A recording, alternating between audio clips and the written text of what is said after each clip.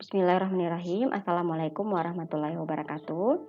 Sebelumnya, I'd like to introduce myself. My name is Anugrah Puspita Ayu, but you can call me Anugrah. Okay, I am one of the lecturers in English Language Education Study Program at Halu Oleo University. Okay, after participating in the webinar or workshop, I have learned many things.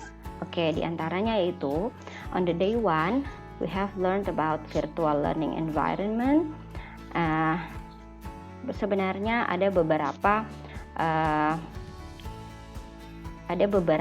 virtual tools yang bisa kita gunakan sebagai platform dalam pembelajaran digital, utamanya dalam masa pandemik seperti ini. Nah, sebenarnya saya khususnya dengan rekan tim teaching saya, kami sudah menggunakan beberapa virtual tools seperti contohnya Google Classroom. Ya, kami juga menggunakan Google Classroom untuk mengajar semester ini.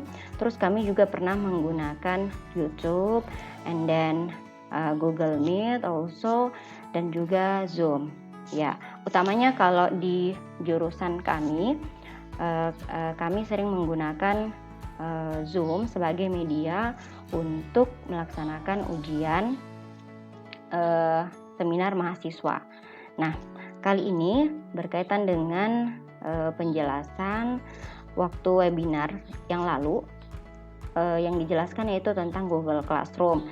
Sebenarnya saya agak sudah familiar dengan penggunaan Google Classroom karena kebetulan kami juga punya tim penelitian ya, di mana kami memperkenalkan beberapa virtual tools, yaitu contohnya seperti Google Classroom, ada juga Microsoft 365, ada juga kami juga menggunakan Screencast-O-Matic, ada juga Canva untuk membuat media pembelajaran. Nah,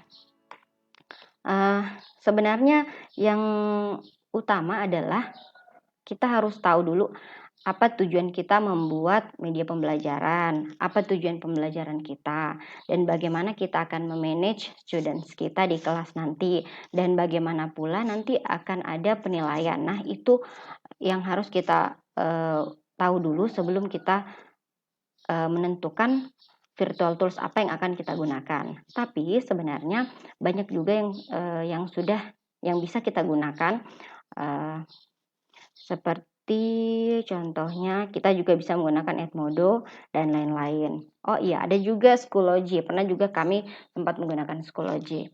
Oke.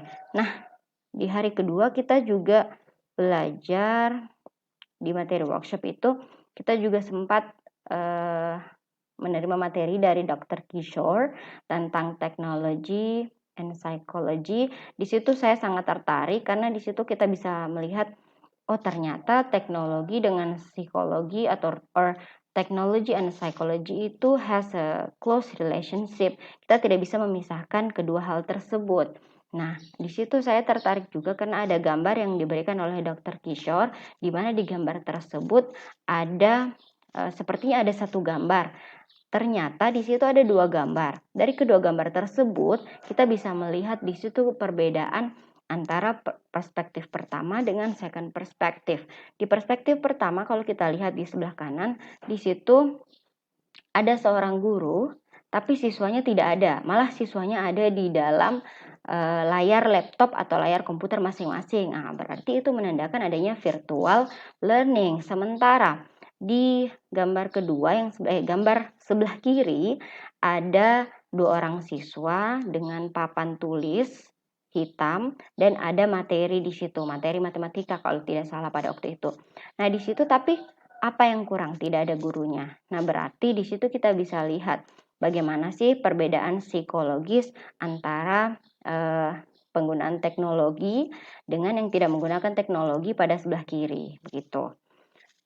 Nah, ada juga gambar seorang lelaki olahragawan tapi memiliki keterbatasan fisik, namun psikologinya kuat. Nah, di situ Dr. Kishore sempat bertanya, apakah yang bisa kalian simpulkan dari gambar tersebut?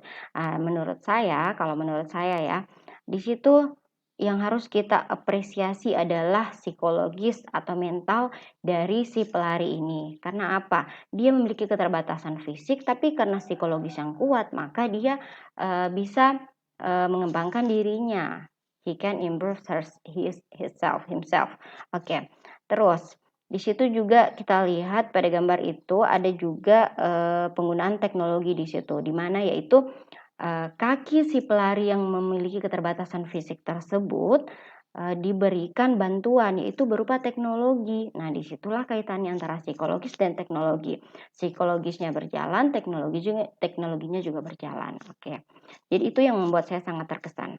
Nah, untuk materi dari Dr. Selamani, I'm sorry if I'm wrong. Di situ dia membahas tentang assessment. Nah, mengingat betapa pentingnya assessment, berarti kita harus pertama itu kita harus mengidentify apa sih tujuan memberikan assessment. Terus kita harus juga menentukan apa domainnya, apa yang akan kita assess. Terus kita juga jangan lupa melihat learning goals, and then baru kita bisa tentukan apa yang harus di assess, and then jangan lupa yaitu kontennya. Misalnya pelajaran materinya tentang grammar, berarti kita harus lihat dulu grammarnya yang bagian mana, subtopik yang bagian mana, misalnya seperti itu. Nah, jadi kita harus punya spesifikasi dulu apa yang akan kita assess. Oke, terus jangan lupa tadi identify the purpose of the assessment. Oke, saya rasa itu saja sedikit perspektif atau sedikit pembelajaran yang bisa saya share dalam video kali ini. Semoga bermanfaat dan dapat memberikan inspirasi untuk banyak orang. Saya rasa itu saja. Thank you for your time to watch this video, and thank you. Wassalamualaikum warahmatullahi wabarakatuh.